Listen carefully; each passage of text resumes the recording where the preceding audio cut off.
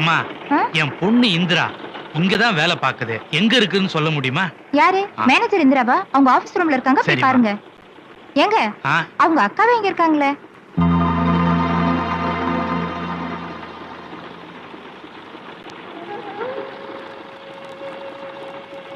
லட்சுமி,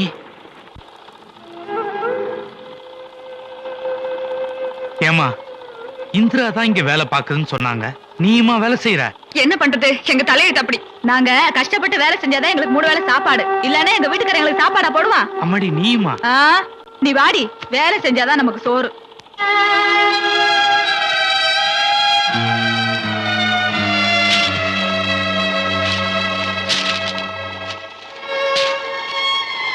அம்மாடி, இந்த படுவாய் பசங்க இப்படி செய்வாங்கன்னு நான் கொஞ்சம் கூட எதிர்பார்க்கலமா.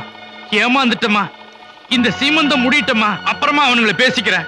அம்மாடி, நீ நானும் இந்திராலாம் சேர்ந்து முதல்ல அக்காளுக்கு சீமந்தத்தை முடிச்சுவோமா? ஆமா, செய்ய வேண்டிய முறையெல்லாம் ஒழுங்கா செஞ்சிட்டீங்க. சீமந்தம் ஒண்ணுதான் குறைச்சல். இனிமே உங்க யார் தயவும் எங்களுக்கு தேவையில்லை. எப்படியும் எங்க அம்மா உங்ககிட்ட போராடி எங்களை 2 எழுத்து படிக்க வச்சுட்டாங்க. அதை வச்சு எங்களுக்கு பழச்சுக்க தெரியும். உங்க வேலையை பார்த்துட்டு போங்க. அம்மாடி, இப்படி சொல்லிட்டா எப்படிமா? சீமந்தம் பண்ண கூட வக்கில்லாதவன ஊர்ல என்ன காரி துப்புவாங்கம்மா.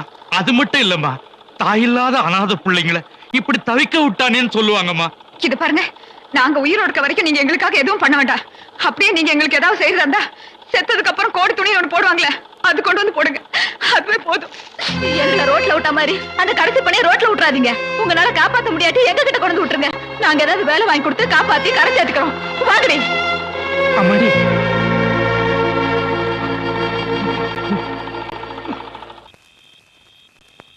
பேசகரா, இவ்வளவு நேரமாகி இவ்வளவு காணுமே, எங்க போயிருப்பாளுங்க? ஒருவேளை அவங்க ஆத்தா வீட்டுக்கு போயிருப்பாளுங்களோ? அவங்க ஆத்தா வீட்டுக்கு தான் போறது இல்லைன்னு சத்தியம் பண்ணி இருக்காளுங்க. திருப்பி இருக்காங்க போறாளுங்க. ஒருவேளை ஆட்டாக்காரன் வீட்டுக்கு ஏதாவது போயிருப்பாளுங்களோ? ஆட்டோக்காரன் நம்ம கூட சேர்த்தால சகல, அதை எப்படி உள்ள சேர்ப்பா? சும்மா பேசிக்கிட்டு இப்படி இருக்குமா? எப்படி மறுகதையா பத்திரத்துல கையெழுத்து போடுன்னு காலையில் திட்டமே, அதுக்காக கோவிச்சுட்டு ஏதாவது ரயில்வே தண்டவாளத்துல தலைக்கிளை கொடுத்துருப்பாளுங்களோ? தண்டவாளத்துல இவளுங்க நம்ம தலைய தண்டவாளத்துல வச்சு ஏத்தி கொல்லுவாளுகளை தவிர இவளுகளாவது தண்டவாளத்துல தலையை வச்சு சாகுறாவது. ஏன் சகல பைத்திய காரத்தனமா பேசிக்கிட்டு இருக்கீங்க? சும்மா என்ன ஜாலியா ஜோடி போட்டு வர்றாளுங்க பத்தியா? அவளுக்கு வர்ற தெம்ப பார்த்தா ஏதோ ஹோட்டல்ல சாப்பிட்டு வர்றாளுங்க போல இருக்கு. வரட்டு வரட்டும். இன்னைக்கு அடிக்கிற அடியில மூஞ்சி முகரையெல்லாம் பஞ்சராயிரணும். நீ பாக்குற இன்னைக்கு சகல என் அடிய பார்த்தது இல்லையா? பார், என்ன அடிங்கிறத மட்டும் நீ இன்னைக்கு பாக்குற. நீ ஆஹா அச்சரா. லட்சுமி நில்லு, எங்க போயிட்டு வர? ஏய், ஒன்னையும் தாண்டி எங்க போய் ஊர் சுத்திட்டு வர்ற? பொம்பளைங்க வெளியில போனா ஊர் சுத்திட்டு வராங்கன்னு அர்த்தமா? பின்ன ஆம்பளைங்க வெளியே போயிட்டு வந்தாங்கன்னா வேலைக்கு போயிட்டு வர்றாங்கன்னு அர்த்தம்.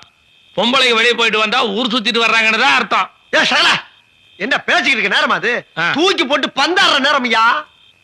அடியே, இப்ப நீ எங்க போயிட்டு வர்றேங்கிற உண்மையை சொல்லல, மூக்குல ரத்தம் வரப்ப சொல்றேன். சொல்றேன், வேலைக்கு போயிட்டு வரோம். வேலைக்கா? நில்றி, ஒரு ஆம்பளை கேட்டுக்கிட்டு இருக்க, நீ பாட்டு போய்கிட்டு இருக்க. வேலைக்கு எதுக்கு போனா? யாரை கேட்டு போன? யோ, இது என்ன? அது குடும்பம் நடத்துறமா இல்ல கூத்து நடத்துறமா? நம்ம சொல்றேன். இது பாருங்க, கை வைக்கிற வேலையெல்லாம் வச்சுக்காதீங்க. இனிமே மிரட்டுற வேலையெல்லாம் இங்க வேணாம். நீங்க தண்டை சோறுன்னு சொன்னீங்களே, அதனாலதான் வேலைக்கு போனோம்.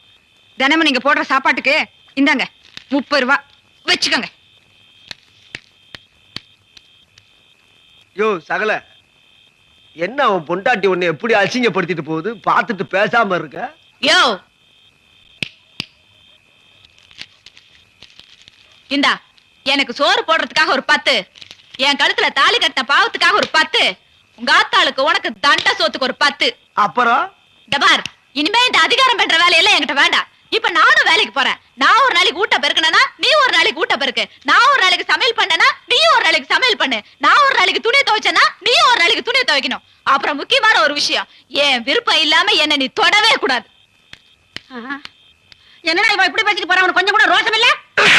நீ சொல்லிதான் தெரியுமா சகல? இதுக்கு மேலையும் பொறுமையா இருந்தோம்னா இந்த மீச வச்சதுக்கே அர்த்தம் இல்லாம போயிடும். பொழந்துற. யோ, அவளை அடிக்கும் போது யாரும் தடுத்தீங்க, கொலவளம் எவ உசுருக்கு விட்டு சொல்லிட்டேன். என்ன தட்டாலும் ஆமா. ஏண்டி கேவலம் ஒரு 30 ரூபா காசை சம்பாரிச்சு கொண்டாந்து கையில கொடுத்துக்கிட்டு அட்லீஸ்ட் ஒரு சமயக்காரன் முன்னால என்னைய சமைக்க சொல்லுவ, கூட்ட சொல்லுவ, துணி துவைக்க சொல்லுவ. என்ன நெஞ்சம் உனக்கு? ஏய் நான் யார் தெரியுமா நீ? மெட்ராஸ் என்ன பண்ணுவ? என்னடி பண்ணா?